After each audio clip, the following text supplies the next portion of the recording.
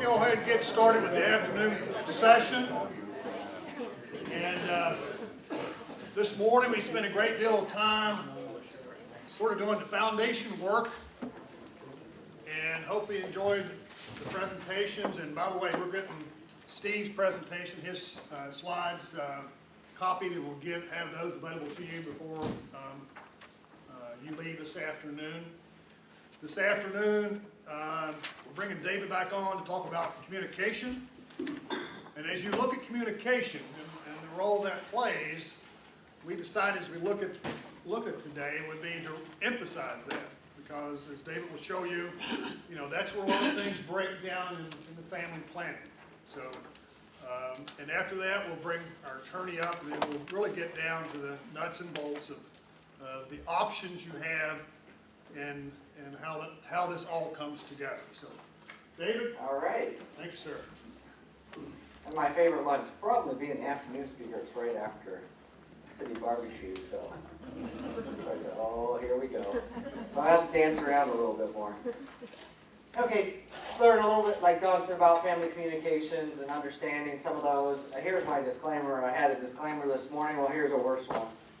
Everything I learned about family communication, I've learned from all my mistakes. My family will tell you that I'm a work in progress. First time I spoke about family communication, my wife almost had a heart attack laughing about the fact that I was talking about family communication. She said, really? Okay, so you remember our great family from this morning. What kind of communication issues did we have as a summary? Lack thereof, yes. Lack of, yep. What's that? Patriarchal. Very patriarchal. Who did the message come from? Grandma. What other problems do we have? Issues between in-laws, issues between siblings, spouses, other issues. So I guess the way I look at communication, some of the, as far as barriers to communication of why, we know we already talked about farmers are not really good communicators. We understand that because if we wanted all to be professional speakers, we probably would have, right? I mean, we're not there to speak to everybody. If we wanted to be a family marriage counselor, we would have probably gone that profession. But as I was looking at some of the ideas as far as the barriers to communication, particularly when it comes to this subject about farm transition, here's the ones that I would make up. Not an easy topic to discuss, the mixed role of family and business, noise and stress, off-farm heirs versus on-farm heirs, then generational differences, and personality and gender differences. So I kind of want to step through those and then give you some strategies here at the beginning of this afternoon, things to ponder as you go forward. We know it's not an easy topic to discuss. We talked about this morning. I think that was the first comment that was made. It's not a happy conversation to have. It's not an easy conversation to have. So if we're smart and we don't like conflict, what do? You ignore it. What do they say? If you're around a negative person that drags you down, what do? Get rid of them, right? Including if that's family. Not get rid of them like Jimmy Hoffa would, but just to take them out of your life. Do you need that negativity? No. So this is a really tough topic to discuss. A lot of farm families, as we get bigger, when do all the siblings come home? Holidays, right? Thanksgiving, right? And we were talking about it's not probably because they want to, but they feel like it's an obligation to come home, so they feel like, yeah, I still love you, Mom, or Dad, that we'll all come home, and that's probably not the time we would think during Thanksgiving or the Christmas holidays where we might come together and even talk about this stuff. So not easy. There's a mixed role of family versus business partnership. And you can see the family walking the cows up the lane, but here's kind of a simple and tried a way to describe that is we're already behind the eight ball as farmers right from the beginning because of how it's hard to separate what we do from family. But just for a typical person, maybe they're driving up to Cincinnati to have a regular day, what we would call a day job, where Dad has breakfast with the family, Well, if you're thinking of the different hats that you'll pull on and off, well, when you're sitting there having breakfast with your family, that's family time. So you're just discussing family issues. So then he drives 10 miles to work. So then he puts on his business hat. That's the thing he does. When he leaves Cincinnati and heads back down south here, he might stop and play softball game on the way home. That's like personal time, or what we probably call that a hobby. So in this instance, for this man, it's pretty easy to know which hat's on, right? But then we get to the farm situation where we start to overlap these. So you have the dad that starts the day with 1 hour of work in the shop with his son. So it's kind of business, right? Because that's what you're doing a farm. But you're also doing it with who? Your son, so that's kind of family. We do that every day on the farm. With business and family, both of those hats are on at the same time. Then he has breakfast with the wife, son, and daughter, so that's family. Has 2 phone calls in the kitchen during breakfast. That never happens, right? So while he's having family time, he's also doing business work. And then he meets with a neighbor, landlord, hunting friend after breakfast. So that is business and personal. Then at noon, he has lunch with his 70-year-old parents, who are also landlords now, because he's cutting them a rent check. So now it's family and business. And then he teaches the daughter how to operate a new combine, business and family. And some people said, are you crazy that he's teaching her how to operate the new combine? And then in the evening, he attends 4-H meeting with his son as an advisor for a small engines project, which could be family, because it's with his son. It's personal, because it's a personal interest. And then you got business involved in there, because it is a small engine project, which also translates back to the business. So you can't understand that we're all screwed up because we don't know which hat we have on at all times. So we were always taught to obey who? My mom. Obey the parents, right? So when we were taught that from a little young, if mom and dad said no, what were you supposed to do? Stop whatever the heck you were doing to make them right, right? So then as you grow older, you go off to school, then you come back. Now you're trying to balance working in a business while also be a son and daughter. So if there's a disagreement in the farm business, who's right? Yeah, mom. But in a family, it usually comes down to the parent that may be whoever is the disciplinarian. But it's the parent, it will come down to the parent to make that decision. But then what happens when you're in a farming business together and dad is making the decision that the son or daughter knows is maybe not the best decision for the business? So who wins in that case? Rule number 1. What's rule number 1, mom? Yeah. So you have this hard separation, and like we were talking about when's the time to show the finances, when he's 86 years old? You know, that's like, we know who's in control there. Dad is. And the only time that control is going to change is when that person dies. So is there a way that you can be well, the hardest thing for a son or daughter to do is give criticism to the parents. Like, you're doing that wrong. You know, maybe we should do this on the farm a little bit different way. So then we get into this noise and stress. Is there any noise? What would I think is noise? Here's how Bernie Irvin described it. Bernie Irvin was our big human resources person for ag, and that's a lot of jumble right up there, right? As you start to look at it, oh crap, there's a lot of stuff on here. But, you know, think about, here's me sending a message. When I send the message, I'm doing it through a communication channel. My communication channel today is speaking and PowerPoint, right? Now, I had one farm that their only way of communicating was this nice whiteboard in the milk house. The dry erase board, because the 2 twins, there was an older son and there were dad that farmed in the farm business. Because they hated each other so bad, the only way that they would communicate about what needed to get done today was they would write everything on the dry erase board in the milk house. And a lot of times, I was shocked when you walk in and we think that we can be very flowery in our language when we're speaking to one another. No, they actually put it in writing. I wish I would have had the sense to take a picture of it. Hey, you dumb effer sons, I need you to do this. This is the same guy that his communication channel, the one employee was not paying attention to him. So to get his attention out in the middle of the field, he drove a pickup truck down through the middle of the field and knocked him over with the truck so that he would stop to him so he could actually talk to him. Old Floyd's dead now, so we can talk about Floyd. So I'm sending this message out, and then you're receiving that message, and then you're sending me feedback verbally, or if you're not sending it back verbally to me or shaking your heads or that, I'm trying to read your body language. So back row, you're here like this right now, right? So I'm trying to encode this. Okay, you're over here like this. This to me is like, I just ate city barbecue. And I'm really, really happy right now. So that one I understand. But this one I have a little trouble for as a speaker because you sit back here and I'm thinking, I have two ways that I can interpret you. One, that this guy's full of, or I really like to cross my hands because it's the most comfortable way to put my arms. Do I dare ask which it is? Even how I let me in church because I saw that. Yeah, or you're talking to somebody and you're like this. Well, this is to me is comfortable. Where else as a man are you going to put your hands if they're not here?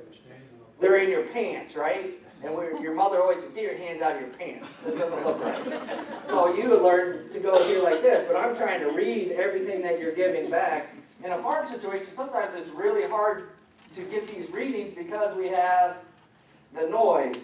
And in the noise, it's in the background. Like for my dad and for my Uncle Melvin, what was the noise in the background? The tractor? It could be the tractor. That's why we can't hear out of the right ear anymore, right? It's because spouses were their big noise, right? So their big noise is beep, beep, beep, beep, beep, in their ears, right? So, but we have a lot of noise in the farm situation, and most of that noise is stress. So what I always try to get, when it comes down to communication, I'm glad it was that I feel comfortable this way, because usually it's like, that is a great look though. Can I take a picture of that? That is like city barbecue classic. That's pretty good, so. But what are some stressors for me with regards to our family and family business? Again, back on your worksheet that I showed you on the left-hand side way back earlier, I want you to identify, and does anyone want to share what stresses you about your operation? What's this? We have stress, right? Anyone who says they don't have stress, you're lying. What's a stress? What stresses you out? Too many people. What's that? Too many people Too involved. many yadas. You don't, too many Indians and or too many chiefs and not enough Indians?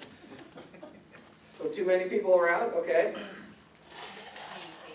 Communication. Miscommunication, I don't, We're waiting on, it's my grandpa and my uncle, and I asked my grandpa, and he's like, well, whenever your uncle's ready to do it, and I asked my uncle, and he's like, whenever your grandpa's ready to do it. We're still putting up thousands of square bales instead of roll bales, and it drives me crazy. it'd be a lot faster, wouldn't it? What, so that's driving you crazy, but does it bother them right now? It kind of does, yes. Yeah, They 'cause you're, cleaned out the barn of 50-year-old hay just to fill it back up for another 50 years. and you know why they did that? So we won't. Because you never know when you're gonna need that. Same question I asked my dad. Dad, why are we baling 30,000 bales of hay a freaking year when you just left half of them? He said, because there's gonna come a winter when there's no feed and the cows aren't gonna eat snowballs. So for years, we would have 10-year-old hay sitting in that barn, and then that 1 year, then we would use it. Okay, so that's a stress to you. What else?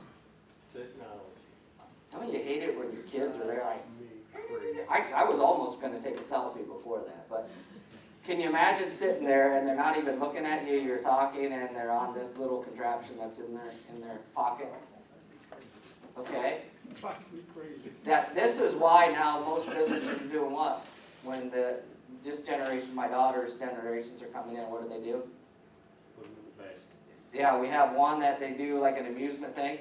Everyone puts it in a basket when they come into work. When they go on their break, they can grab it, or if not. But then there are situations where now, some of our farmers are worse because they're checking, what are they doing? Oh, corn's down 2 cents.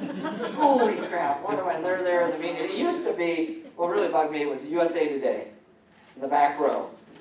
Now it's not the USA Today because all my news is right here and you see someone flipping back here. But so that's a stressor. What else? When it comes to farm, family interactions. Somebody's unhappy with what another family member's doing, but they won't talk to them about it, they complain to everybody else. But the complaint, I'll come here and complain about my sister, but will I ever tell her about it? Now, in fact, most of your crop consultants, your feed delivery salesmen, and all that, they say their biggest problem is that they feel like they're a counselor every time they show up to the farm, because, hey, can you tell Johnny this is the corn we need to plant this year? And then can you tell him when you talk to him that you need to tell him that we need to do this, when you could just go do it yourself? What else? You guys are pretty stress-free. So I have some that I thought about farm transition in particular. The living and working together 24 hours a day in close proximity. How many of you live next to your parents or next to your kids?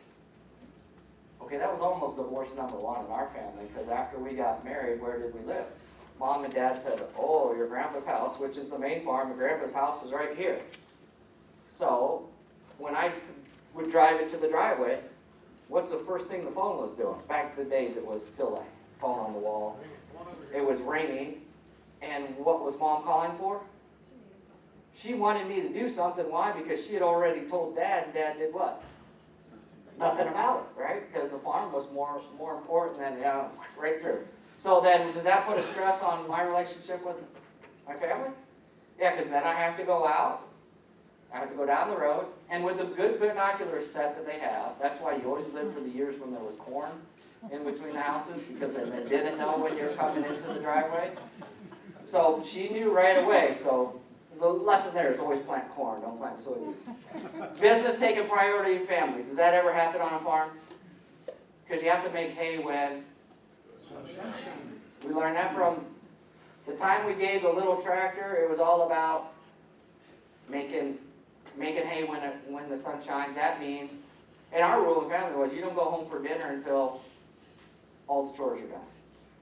So the three of us kids would work like you wouldn't believe. We would split up and have races on who could feed the cows the silage the fastest just to get done so we could get on our bikes and go back home and do our homework. So business takes priority. How do you feel the new spouse, when she comes from the city, feels about business taking time over family? They don't teach you that in the whole pre-marriage counseling thing, do they? No, they don't. For instance, I would come home from work. I already milked cows in the morning. That was my rent. And I figured that up one day. My rent was, for 15, 16 years, my value to the farm and labor was about $300,000. So when I milked cows and I went to work and I came home and then I was supposed to be there with my wife and 2 daughters, what would happen if Dad was running late in the field and the cows were out in the pasture? Well, honey, I got to go milk cows because Dad's running late. And then you'd milk cows for a couple hours and then come back in. So your dad was very happy, right? Okay, so I obeyed my dad, woo-hoo. But was my wife? Not very happy at all. So it ended up down to us where, it got so bad that we had that come to Jesus meeting and we ended up buying a house in town, moved 10 miles away from the farm. Best yet, it was 10 miles between both parents. 10 miles here, 10 miles there, we're in the middle, which was even better for family harmony as you try to establish your own family. Bringing spouses in the family business, we magically think that when we bring a spouse into a family business that we're up front and we are saying the I do kind of thing, love you till the end of time, blah, blah, blah, and then you take the kiss, right? And then that's when all the transfer of knowledge and all the unspoken things that in-law is now supposed to know, that was magically transferred in that kiss. So we get frustrated because we don't, why don't you understand? It's always been this way. Well, I've only been in this family for about a year. Involvement of relatives not involved in the farm. How could that be a stressor? But they want to tell you how to do it. Yeah, I got an older sister that will tell you exactly how you are to do it. And then also, let's think about this. Mothers, I got to speak to an all ladies group tomorrow, so I got to really watch this. Ladies, I'm not bagging on women, but let me give you an observation from a man's point of view. When my mom is frustrated or mad at something David did, who does she call? No, she doesn't like a dog. She calls who? She doesn't call my wife. She calls my oldest sister. Why? Because the oldest is like the godchild, the wonderful child, all hail the firstborn. So she calls, and what does she do? You won't believe what they. So the next time my sister sees me, what happens? She chews me a wholly new one. Okay, but I go down at 3 in the morning because the pump jack went out and there's no natural gas to the house, so I thaw out at the pump jack, and then I come back and relight the hot water heater, I relight the furnace, and I do all that at 3 o'clock in the morning. Does my mom pick up the phone and tell my sister what a wonderful son that I am for doing that? No, she's just happy because she's got a warm house again, so she fails to mention that. So one of the hardest things is when you have that off-farm relative, sometimes the story that they hear, either from yourself or from your parents, may be skewed because everybody needs someone to vent to. So maybe if mom vents to my older sister, what happens? Then I become the target of criticism because I made mom upset. So that happens a lot. Are there different time commitments in our family, Uncle Melvin and Dad? Absolutely. We're going to talk about this about generations. If you're a veteran or a boomer, you will work until what? The job gets done, right? Now let's move into, I'm a Gen Xer. I have a little teeny boomer in me, my age. But I'm more of a Gen Xer. And now you get into the millennials. If there's something that they need to do during harvest, like go to a ball game or go out to eat with their dinner or with their spouse or that, or will they do it? Oh, heck yeah, they'll park it. They'll go to the Suns game, they'll go to this, they'll do that, but then what will the millennial do? They will come back and they will finish that job. But to a veteran or a boomer, they're saying, you do not leave that field until it is all done. Well, you know what? By the next morning, is it all done? It's all done. It's just it's done in a whole different way. So sometimes just because that was the way you did the operation, milking cows is a big thing. Why are we milking at 9 and 9? Why not milk at noon and noon, or midnight? Why not milk 2? All a cow cares is that every 12 hours she's getting milked. So it doesn't matter. And why do dairy farmers get up at 4 o'clock in the morning to milk cows? I never figured that one out. And we did it. Because you're still going to milk them at 4 o'clock in the afternoon, then what are you going to do? You're going to work till 9 or 10 o'clock at night. So different time, and then feeling like hired labor. Has anyone felt like hired labor? Oh, absolutely. If you're not making management decisions within the first 7 years that you're back on the farm, you know what you are? You're hired labor. So you might as well work for someone. So what are some strategies we can do to reduce our stress? What can you do to implement to reduce our stress? Well, I wouldn't be here, David, if I already knew this. What are some things you can do? Make a schedule. What's that? Make a schedule. Make schedules? And to make schedules, then you have to do what with those schedules? Keep to them. Keep to them and communicate them along with each other. What are some other things we can do? Or that you have used to reduce stress? Meditate. Okay, well you're getting to this next thing. What can I do to reduce my stress and That's anxiety? the only one I can control. Okay. That's a good observation. So let's start with the one that we can control. What are some things that you can do to have, what's your stress relief? I don't know what that is. The subject today, our stress reliever will be develop a plan. Okay, to develop, here's, bingo, back here. To reduce stress, when I'm thinking about the stress of this thing going in the future, what do I need to do? I need to get a plan together. I need to start a plan. So that's a great strategy. Making lists where we're communicating, another great strategy. See, we're jumping back in between before these. What do you guys do to relieve stress? Because if not, you're going to like blow up. Go fishing? Great one. Hiking? I garden and my wife hates it because I work 12, 14 hours, come home to go garden and she doesn't see it. You know, I'm glad that my wife had it figured out early. Even though when we moved off to the farm, when we moved into town, you know what my wife still insisted that I do? I didn't know if it's just because she really didn't like me or she thought because of the stress. But it was, I went out and milked cows every morning at 4 freaking o'clock in the morning for my dad because as an introvert, and we're going to get into personalities, I'm an introvert by trade. So an introvert means really, don't like people. I like people. Really, that's what people think. You're introvert. What? You're backwards and you don't like people. Really, what an introvert means is that how do you gain your energy to go on for the next day? And the way you gain your energy as an introvert is what? There's nobody around you. You got to have your quiet time. You got to have your zen time. Where an extrovert gets their energy off of socializing and here and blah, blah, blah. My wife we're yin and yang in that respect, was the fact that very extroverted where I'm introverted, she knew that I needed that time because cows really don't talk a lot. It's pretty quiet in the barn because there's nobody else getting up at 4 in the morning to come out to the barn. So you have all your relaxation time, and that was my stress relief. So then, of course, I sold the cows, and I had to come up with a different stress relief.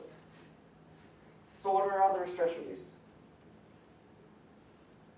You guys are not so stressed that you don't even. What about reading? Biking, hiking, quilting, hunting. A man escapes to the farm shop to tinker on that old John Deere. Camping. Go to the barn. Yeah, just being around animals. Why do you still have your horse? I go out and take care of my horse. You go out and take my care- horse, and Yep, my horse is the biggest stress reliever there is. yep. Because you got that thing, you're just talking back and forth. So the big thing is, number one, for your personal health, you got to find a way to get rid of your stress so that you don't explode someday. You wonder why people go wacko? It's because they don't get that stress out. So find a way that does it for you, and then start talking about ways that we can do that on the farm.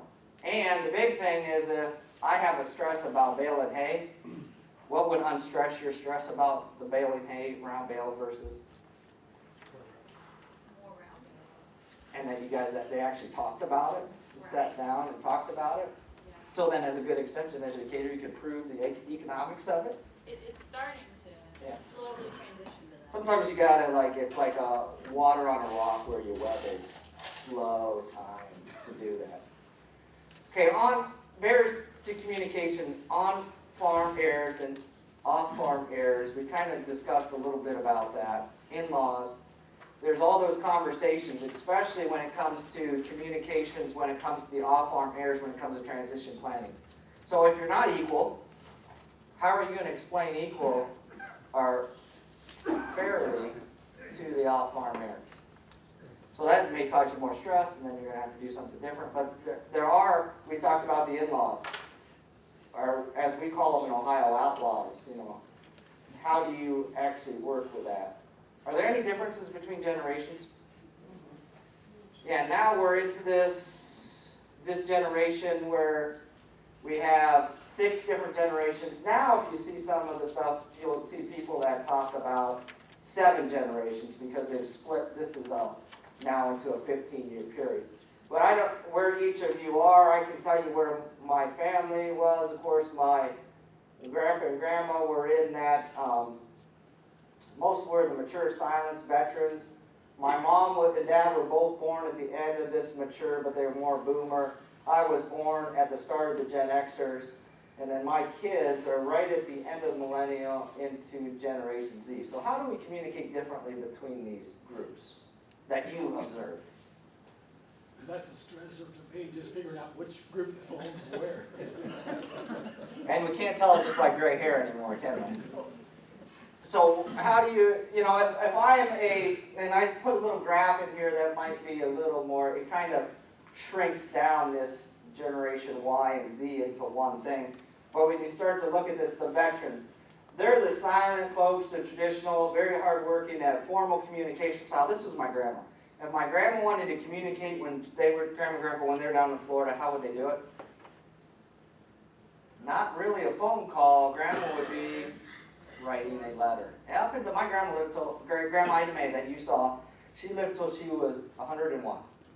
Up until the day that she died, she would see a news article or something in the paper and she would do a handwritten note to me.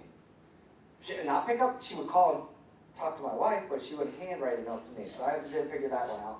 And they're the very deliberate, no news is good news. I remember a conversation once where a more seasoned lady was saying to her husband, seasoned as I didn't want to say an old person, Steph, why don't you tell me that you don't love me anymore? Or you've never told me that you love me. And his response was what? I told you on the day that we got married that I love you, and I'll tell you if anything changes. You'll be the first to know, right? And that's kind of the way the generation was. No news is good news from them.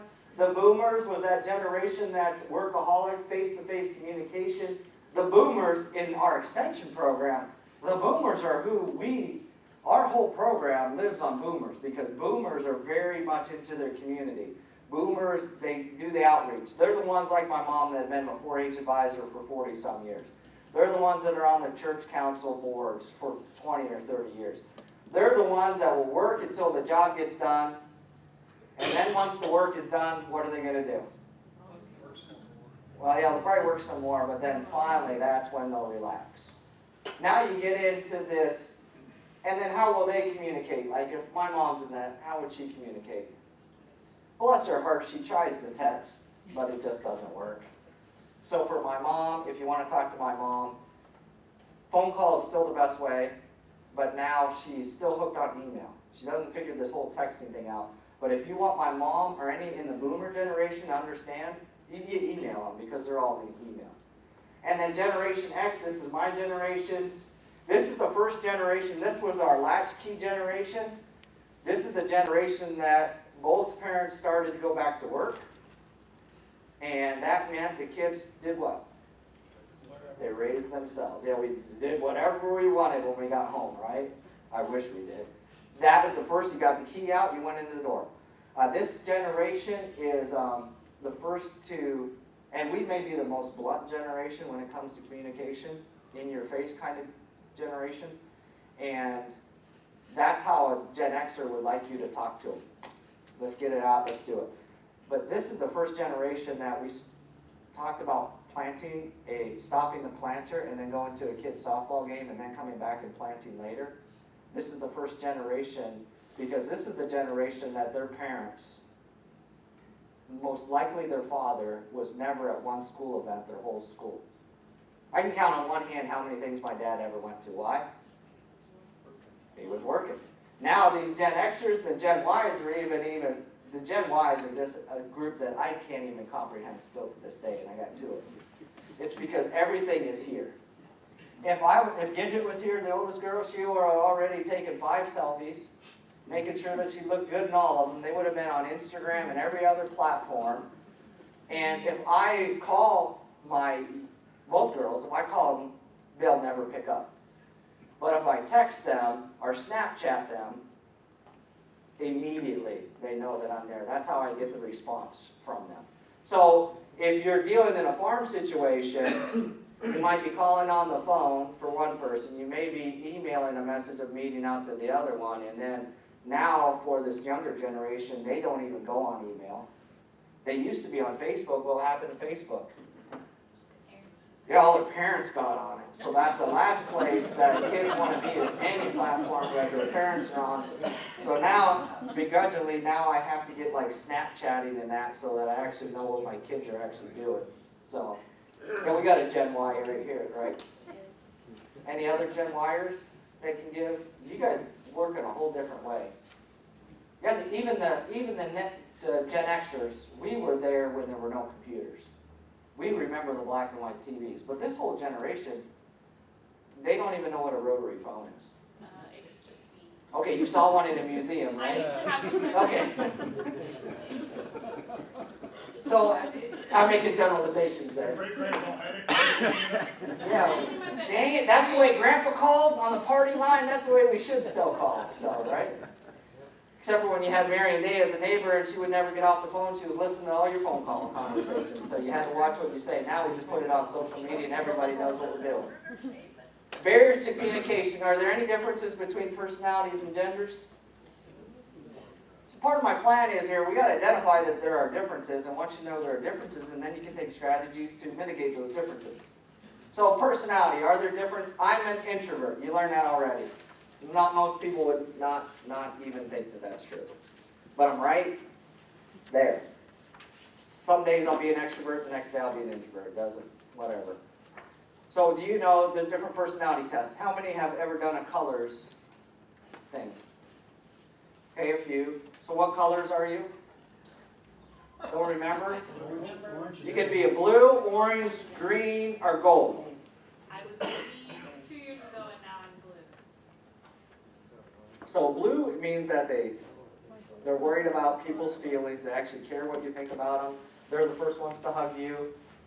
Green means they're very detail-oriented, very list-sensitive, like to go down. If they have, and the gold's kind of that way too. Golds are, they wanna accomplish. And then, and orange is your party animal of the room. Are you the party animal? I would have never guessed that. Wow. So now we know who's leading the party afterwards. But then there's other there's like the Myers-Briggs, and people have taken that. They're just personality tests. I can tell you I'm an ISFJ. This means I'm introvert, sensing, feeling, judger. But there's different ways that you interact with people, and you can actually, there's whole marriage counseling that's done is based on how you interact with your spouse based on the colors that you are. Speaking of which, are there differences between men and women? None, right? So, back in the old days, there was a book called Men Are From Venus and Women Are From Venus and Men Are From Mars. How many have read that? No? Mr. Orange has. Anybody? So this is the psycho stuff behind why men and women are different. And that was a little higher level thinking for me. I'm a man, I'm a slow learner, so it's really hard to think about that. So I was going through an airport one day and I came across this book. Has anyone ever read Men Are Like Waffles and Women Are Like Spaghetti? Has anybody? I should get a royalty because I'm promoting the heck out of this book.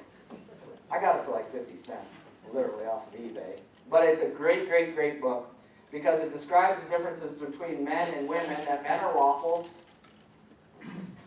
And so here's your secret of the day, and women are like spaghetti. So let's think about a man.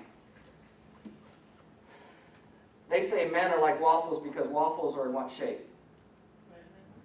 Rectangular or a square? I'm the inside of the waffle. My little Lego waffle. What size is that? Square or rectangle. So as they generalize about men, one of the things they talk about men is that we like to compartmentalize, and we'll go from one compartment to the next compartment to the next compartment, and then we'll go over here. So think of a man. What's the shape of a newspaper? Rectangle, square. What's the shape of a TV? What's the shape of a refrigerator? Farm shop. So everything that we do we compartmentalize in our world into rectangles or squares. We are able to do that. Where women are like a plate of spaghetti, they wrote it, not me. So women are like a plate of spaghetti because can you take one noodle out of the pile of noodle and it not touch something else? Have you ever physically tried to do that? Pull one noodle out of a plate? It has to touch other noodles, right? So women are really good at multitasking. When a man asks you a question, that is the question. When a woman asks the question, it means what? The real question is coming 5 questions later. So, and then one of the cool things, this book is just really, really cool to see that, is that, ladies, have you ever asked your husband or your spouse or whatever they may be to you, what are you thinking about? Have you ever had those moments, you lonely, sitting on the couch and you say, what are you thinking about, honey? And what do they say? Nothing. Do you know what they're really thinking about? Nothing. And there is actually a square, they talk about it, there is a square that a man has called the nothing square. When a man's in the nothing square, he's doing what? Thinking about nothing. But a woman, when she hears that you're in the nothing square, what does that give her the liberty to do? Okay, if you're not thinking about nothing, let me give you something to think about. And then what do they start to do? They start to chatter, right? When a man's in his nothing square, he wants to stay in his nothing square. Don't bother him. So that is not an invitation, ladies, for you to jump into his nothing square. But the key for a good man is to do what? We got to come out of the nothing square every now and then go to this square to talk about this, or this. So if you're looking just for an enjoyable read, it's a little preachy, but it's a pretty good book when it comes, it will actually give you quizzes about men and women and about how do you handle relationships based just on the pure fact that the sexes are completely different when we process information. So there's your book review for the day. So remember, if you ask about what are you thinking about, that's what a man's thinking about. One of the strategies that out there is when a man walks in the door after his day, what happens usually? And I got 2 daughters. Right? Talk. Can you physically handle that sometimes at the end of the day? No. So the process that we got in our family was, when I come home from work, I get like a 5-minute timeout. That 5-minute timeout means I can go to any square that I want to. So usually that is to the refrigerator or to the TV or to the newspaper, right? Or to a Good Farm magazine. So once you're in that compartment for like 5 minutes, decompress, and then you can walk back out and say, hey, how was your day? And then the spaghetti explodes, okay? So how can we improve communications? First, know what communication barriers exist in our family. So that's where you have to take the sheet and you have to identify what those barriers are. And think about, how can I improve my communication? What are some ways that I might be communicating not very good? Best thing that you can do, even though most people don't like to do it, a little camera in the back there that's videotaping. Ever videotape? Or you just put a tape recorder down to see what you actually sound like when you're in a family situation where you're dealing with the farm. Could be with anything. Just tape yourself, whether it's by video recorder or an audio recorder, and then see how you're doing. Some strategies that we can use. What are some strategies we can do to increase communications? And that's something you're going to have to develop. But I will say, start with your communication. Think about how you communicate.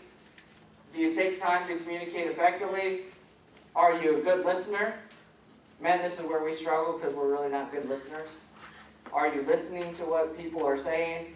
And is the message that's leaving your mouth the same as when it reaches someone else's ear?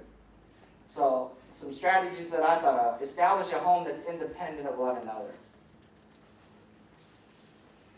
And that thing about living right next to each other, and I know that's a beauty because it's on the land and that, but find a piece of property that's a road over so that you're not right next to each other, especially when you're bringing a non-farm spouse, someone who's not grown up on the farm, into that situation. It might a long way really help you out. Be consistent in your mood. If you're a miserable old SOB, be it all the time. Because nothing's worse. My grandpa was that way, but you know what? We knew what he was like, so it was kind of like that's what you got every day. It's when people go up and down that really throws them off. Learn to appreciate differences in genders, generations, and personalities. This class is not about going in depth on those, but there's lots of extension programs that are out there that will take you in depth, like the colors on the personality tests or the genders. And the best thing you can do if you're trying to see if I'm communicating well, ask others to repeat back what you said to them. So what others feel and think. So the way you can say that is, what I hear you saying is. That's a great way to phrase back what you think that they're saying to you. Great way to say, what I hear you saying is, and then at the end you say, is that correct?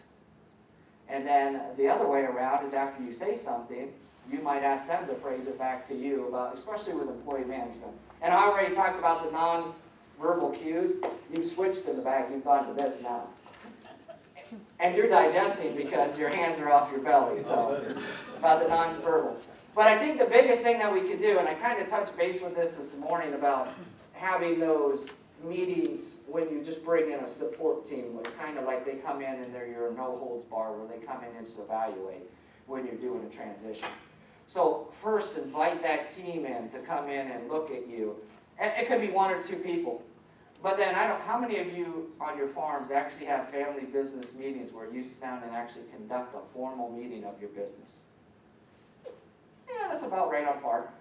About none.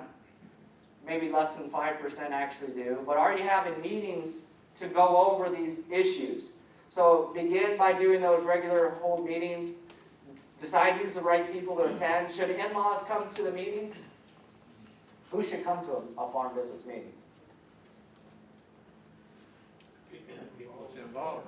That could be everybody involved. So would that involve the in-laws Well, if they're involved in business, it may.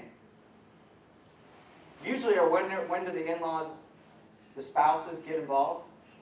It's when we're driving to the bank and we're saying, honey, I need you to sign on this loan document. And that is the worst time to spring it on your spouse if their name's going to be on that $200,000 operating loan or that new loan for the tractor. Who should be the right person to run the meetings? It could be someone in the family, or it could be an outsider. Have an agenda advance. Steve already mentioned, don't have it in Mama's kitchen, because we know who's boss in Mama's kitchen. Get to a neutral site. That's why we have churches and extension offices that you can do that. Begin and end meetings on time, so they should be an hour or two. Maybe bring in your outside facilitator. You have an agenda, don't socialize. That's what Thanksgiving dinner is for, right? Socialization. Have someone record minutes, and then look at the effectiveness of your meetings. In your packet, so we're in November here, right? We're not going to talk about farm transition, we're going to have a business meeting. What should our business meeting this month be talking about right now? What's that? Marketing. Yeah, when are we going to sell the crop? You know, if you're looking at all the reports, maybe everybody unloading it now. The biggest thing that's on the horizon for farms, and Steve's running around all over the state helping these folks right now, and that's tax preparing. My God, you better be sitting down right now, looking at profit, loss, a good thing for the whole business to come look at. But where do we stand at this day? Because we know Section 179 expensing is still $25,000, but what if the government shoots it back up to $500,000 like they've done every December? Do we need to prepay any expenses before the end of the year when we're looking at income tax mitigation? Or this year, heck, we could be looking at some losses. So instead of pre-buying fertilizer and seed like we've done in the past, maybe this year we put our brakes on it and say, you know what, we're not going to buy those until we get into 2016. Very easy meeting to do right now. And then you start to flow into these other meetings on transition planning and estate planning. Before there's any big capital purchase, the business should be meeting and you should be going over that. You might want to have an outside facilitator because that might help you in some situations. Other families are just fine without a facilitator. And cautions, problems that are bigger than communications. These are gets over past hurts. They won't go away after mom and dad go. It will only get worse. So if you're worried about stresses and communications and you're thinking, you think of my grandfather. He thought, well, when I die, I won't have to deal with Aunt Elvin going crazy. But you know what? It got worse. Well, I can't say. Well, yeah, it did get worse. But could it have been better? And then no one can get everything that they want. That's the way a family business is. You should, Steve, you said it good. If everyone's the same opinion, then if two people have the same opinion, I think I can get rid of one of you. And that's what these meetings are about, is being aggressive to keep all those things that Steve talked about, of being those top 10 things of being a good manager, those are the things that you address as you get these business meetings, and you're looking and you're challenging each other as business partners to address that future to where now I need to increase that gross income, by 4 times over if I want someone to come back to the operation. That's your time to challenge each other. And how do you eat an elephant? One bite at a time. And that's the thing about family communications. I'm here to tell you, I hardly speak to my older sister. Why? It's stressful, right? Do I need to hear someone pick and gnaw at me every time I talk to them? No, it's easier to do what?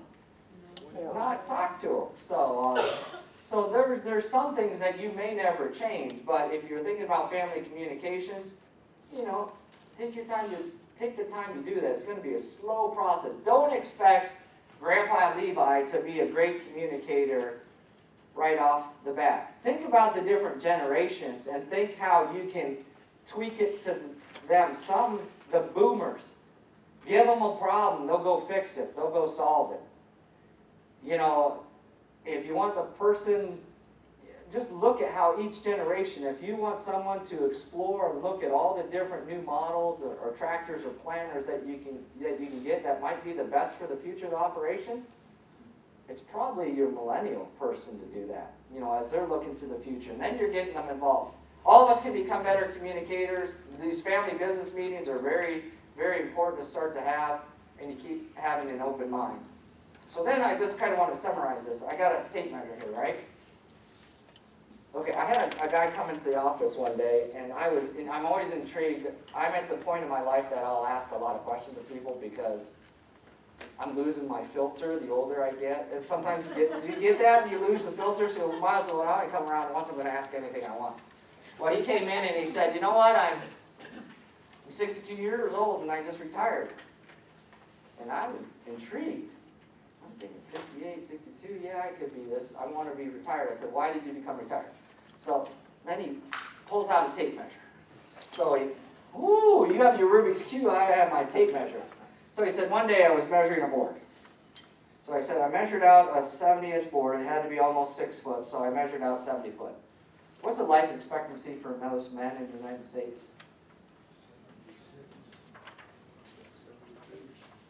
I don't know. My dad was 67. So he said, you know what, I just said some speaker told me it was 70. You know, it could be 75. But he said, I looked at 60. I was measuring the board, which was 62 inches. So he said, I'm sitting here like this. And he said, I look down, here's 62 where my left hand is. So he said, I look down this way, and then I look like this. And he said, like hell if I'm going to work for the last 8 inches of my life. And that's exactly how he took it to me. So I always ask, where are you on your tape measure of life? Do we know that? We don't, right? We don't. And I put a couple sheets in here for you to think about. This is actually supposed to be in the beginning of the slides, and I kind of moved it to the end. How would you think about this as you're putting together your transition plan? How would your communication change if you only had 2 months to live? So my dad was diagnosed with pancreatic cancer. Boom. 7 weeks later, we lost him. What are the 5 most important things that you need to do today to get your farm business ready to continue after your passing? That's a pretty morbid question to ask, right? But what are those, just 5 things? What are the 5 most important things? Now, in hindsight, I'm looking back and I'm thinking, 5 things that I need to know. And Dad and I worked through some of those. Our first trip was to and we're in the federal farm program. So my dad called that his government welfare check every year that he got, the old direct payments. First trip that we took, and this was only a couple weeks after he was diagnosed, was we went to the Farm Service Agency, and he assigned all the power of attorney for all the farm decisions for the Farm Service Agency payment over to me. And he had them sit through there and go through the program with me, so I understood what that, because up to that point, now again, as a very patriarchal family, who was making all the decisions on that farm? Dad. So that was one thing I had no clue with was what was the deal with this Farm Service Agency stuff. So he took that, and then on the way home we went to look at a new round baler too, by the way. And said, Dad, we're not talking about a new round baler today, but we went and looked at him on the way home because he wanted to be looking at him. So think about those 5 most important things. That was the one. The second one that would be on my list was I needed to know where all the property lines were, because still to this day, most of our property lines are marked by the old stone, the big rock, are X amount of feet from this tree, that tree that's not there anymore.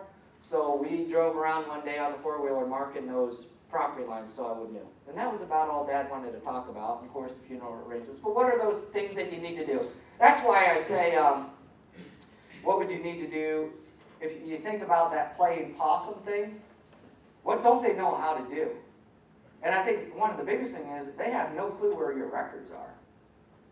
How many of your spouses, if you were to pass away today, how many of you, and this was, my mom paid all the bills, so that doesn't matter. Could you imagine the creep my dad would be if Mom had predeceased him?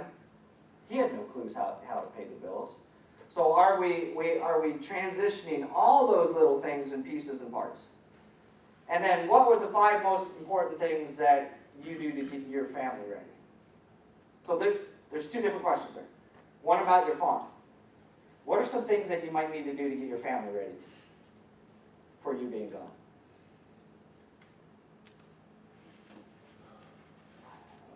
A will, power of attorney, this document that I showed you at the beginning. What other things would you have to get together?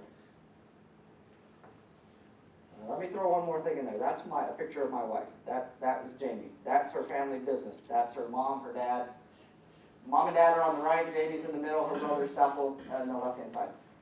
After my dad died, my wife was diagnosed with cancer, and we lost her in June. So here I am out here teaching these classes, and still I can tell you to this day, there's still 4 or 5 different things that we didn't have settled. And it makes you really think when you start to put that in that, we're all here because we're worried about who? Mom and dad dying, right? What happens when you lose your spouse? That's infinite. When I thought my dad died, I thought that was the worst thing in this world that could ever happen to me. Losing my dad, who was my best man, who was my best friend. I'll tell you, if you lose a spouse, it is 3,000 times worse than losing your mom or your dad. So are you ready? Have you established that? And the good thing, we had 4 years. We knew it was a cancer that wasn't going to be cured, but we had 4 years to start to put that together with my wife. So our way that we live in our family is about what's on your bucket list. Someone said, oh, you said about your great, who the heck with 21 would say they're going to take 30 days off and like that. But what's that? You call that a goal? I call that what's on my bucket list. So what's on your cool bucket list to do? Have you thought about that? What are some things that you want to do? And, is it run a marathon? No, not on my bucket list. Is it go to Alaska? When do we wait to take our Alaska trip? When you can afford it. Okay, so that's never. Usually we're what? We're in our wheelchair, or we have a walker, or when do we go to Hawaii? When we're too old to even remember that we were there, probably. So this was one of those things early in my marriage, and I learned a lot from Jamie, was that I'm an economist like Steve is by trade. So if we have extra money, an economist says to do what? Save it, right? Or invest it into a ROI that's going to give me some good investment, return on my investment. My wife is an extrovert. Her idea of what we do with extra money is to do what? See the world. Spend it and see the world. She says, I don't know if we're going to be alive when we're 60, so why aren't we going to go do this now? So this was early in our marriage. I'm thinking, well, this is stupid. But for family harmony, I did what? I went along, right? And as you look back 20 years later, smartest thing that we ever did.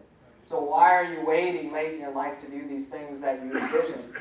Do it now. So I said when the farm economy was good, if you're not putting it in your IRA, put it into a trip. Put it into some things that are on your bucket list, like skydiving, or I have a whole list now of bucket list kind of things. So are you making those to do? So some of the things you can do now is communicate about the issues. I know but develop your personal plan. So that's you as an individual. Yeah, I talked about these notebooks, right? Why do you think the heck I'm doing that? It's not because I listened to somebody and they said, you need to put. Reality has hit me straight in the face that after going through what Dad went through and what we went through with Jamie, reality has hit me in the face that I'll never want my kids to go through what I've gone through. My mom thought the same thing. I think the same thing. So when my girls are ready to manage that farm, when they're going to manage whenever I kick the bucket, that they're going to be able to pull this notebook out, and they're going to be able to go boom, boom, boom, boom, boom, boom right down through it and be able to do that. So start with your personal plan, then do your family business plan. Most of all, don't be like my grandfather who didn't communicate. So communicate. Here's my personal observations. Don't assume there's time or feel well enough to complete your bucket list, because you never know. What knowledge hasn't been transferred? That's the whole possum approach. What haven't I transferred that I need to? And that doesn't have to be, you don't have to rush home today and say, oh, we got to sit you guys down over Thanksgiving, we've got to tell you everything. Because then they're going to be really, really worried about something may be going on with mom and dad. So do that over in bits. You can do this without your kids even know that you're prepping them to do it. You can prep this behind the scenes. Along the way, they'll never know. Communicate open about your wishes. No time like starting today. And most important thing, talk to your kids and your spouse. My dad wanted to talk about it, but now my mom will. My kids know exactly. They get to go on a cool scavenger hunt. I call it a scavenger hunt. My ashes are going to be spread 3 different places. They know that. My wife made no bones about it. Her ashes are going to Hawaii. in the Eel Valley. I think we're allowed to do that. They're going to Hawaii, and I work for Walt Disney World, so I want some on Space Mountain. So if you're ever on Space Mountain, be thinking that I might be there, those kind of things. So things I've learned along the way, this is the Gen Xer coming out in me, that make sure you're taking those trips. This is the Disney World. Annalise was, I don't know how young she was. That's Gidget on the right. Now, Annalise and I went back for her sweet 16th birthday 2 weeks ago. So this is actually the young daughter that is on the left. And now she's 16. She got my legs, thankfully. And then if you're going through town, has anyone ever been to the Hillbilly Hot Dog Stand? It's on diners, drive-ins and dives or whatever. So one of our goals as a family is we want to get all these cool places. So I was able to come down to the Kentucky Beef Convention a couple years ago and to speak there. And on my way home, Gidget was over at Ohio University in Athens, so whatever way my GPS took me across Kentucky, into West Virginia, and then up into Athens, Ohio. Lo and behold, I had just eaten and I drove by the Hillbilly Hot Dog Stand. I said, that was the thing that was on that TV show. What do you know, I whipped around and I went and ate 2 hot dogs in that dilapidated school bus. Best hot dogs I've ever eaten, by the way. So if you get those chances to do that, it's like driving through Christmas, Indiana. You always say, we'll stop in Christmas, Indiana next time, kid. You know, let's stop. If someone asks, stop and do those. So we're kind of reckless. I missed one trick-or-treating in my whole life. This is Gidget and Miss Annalise on the right. They were younger. Because what was I doing? I was taking a test plot off for extension. Even worse, it was on my dad's property, so it could have waited to the next day. So I missed trick-or-treating once, and my wife didn't have to say anything about it, but it was what the look on Gidget's eyes were that made me never do that again. So I haven't missed a kids event since. Those things should come first. And then here's for the anti-technology people. I kind of agree with you. So after Jamie passed away, I kept getting these text messages from people. Does anyone know what these are? Number one, these what are they called? Emojis? Emojis. This means, it's a hug. This means I'm giving you a great big hug. And this one means I'm walking at you, going to give you a big hug. I mean, what are these people freaking doing sending me this? So even though we have technology, the best thing about that is those hugs compared to a real hug will go, and I'm saying this especially for the gentlemen, a real hug like that for your kids and that will go a lot further than something like this. And I know Steve mentioned this about affirmation. The older generations have a hard time expressing their love for their children. It was like, I'll tell you if I changes, where I give credit to the millennials, and even a sense to the Gen Xers, they're very open about their feelings when it comes to that stuff. So the boomers and the veterans, I would challenge you to be able to show your love more and actually say it. So I'll leave you on these thoughts, and then I'll give you some resources. Procrastination is not just avoiding the task, it's also avoiding the emotions that accompany an uncomfortable task. The measure of one character is not what they get from their ancestors, but what they leave their descendants, and that's not asset-based. And I find the days too short for all the walks I want to think, all the thoughts I want to think, all the walks I want to take, and all the books I want to read, and all the friends I want to see. Here's what's freaky. There's 2 things that freak me out in my life, and this is one of them. These were 3 quotes that my dad had written down and slipped into his suit pocket because he was on the school board. So when Mom went to get the suit out of the closet to have Dad buried in, she pulled these out. Isn't that freaky? So that to me said that that's a message he wants to share. And the second one, as I don't have it here, was that my wife, is anyone a Train fan? The music Train, band Train? They're awesome, by the way. They have this thing called Drops of Jupiter. So, and every time my wife and the girls were in the car, it became a running family joke, was that they said, girls, have I ever told you that I love this song? So that's the joke in the family, have I ever told you I love this song?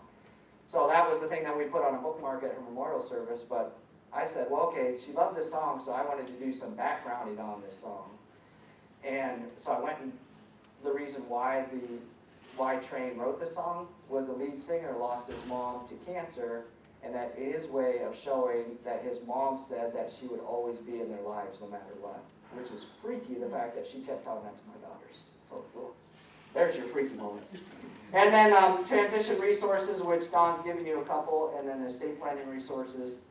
And then, of course, even though I'm in Ohio, I feel like I'm a Kentucky brethren. So I still got to get a UK tie for Christmas sometime.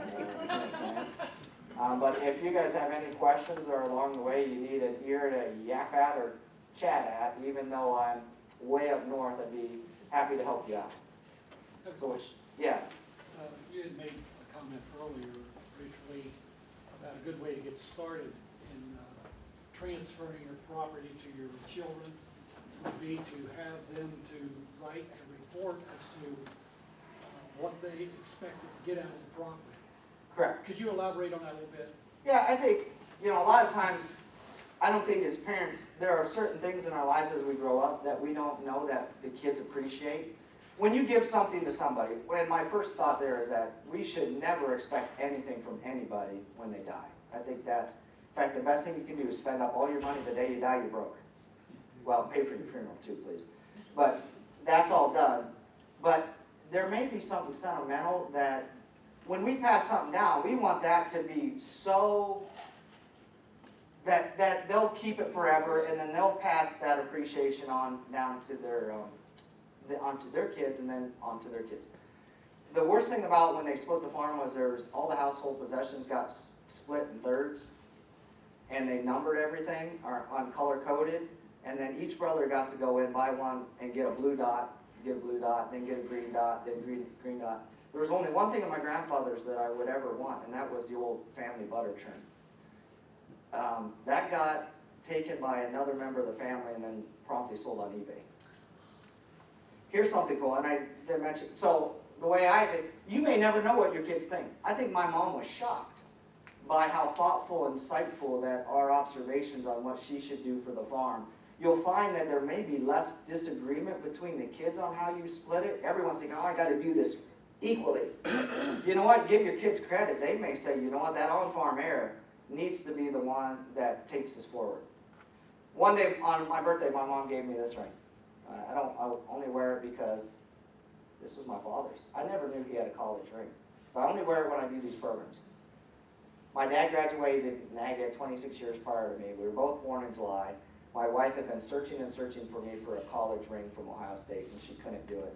So here, one day, my mom walks out and says, here, I want you to have your dad's class ring from Ohio State. Isn't that cool? So if you just ask your kids, you might think that, it's kind of crass, but there's things like that photo, that's how I remember you, and that's what I want. So ask them. The worst that they can do is do what my twin sister did, and that's say what? Don't ask me that. I don't want to be bothered with it, but it's okay. But if you give them the opportunity, I think you'll be pleasantly surprised. And say you got 40 days at Thanksgiving, and say, hey, you got until January 1st. Put it in writing. I'm not going to share it with anybody. The only person I'm going to share it with is my attorney. And then my attorney and I are going to talk or if it's a husband and wife, mom and dad will sit down and talk about it. I think you'll be shocked what your kids say. Very, very shocked. Ask. That's the first point to communication, is asking what other people in the farm operation think. Ask them for their opinion. And don't wait for tomorrow. Who's a singer? Tomorrow may never come. So ask. You'd be surprised. Other questions? All right, so you have a couple things. You have your document to pull together, and then for your reading assignment, Don,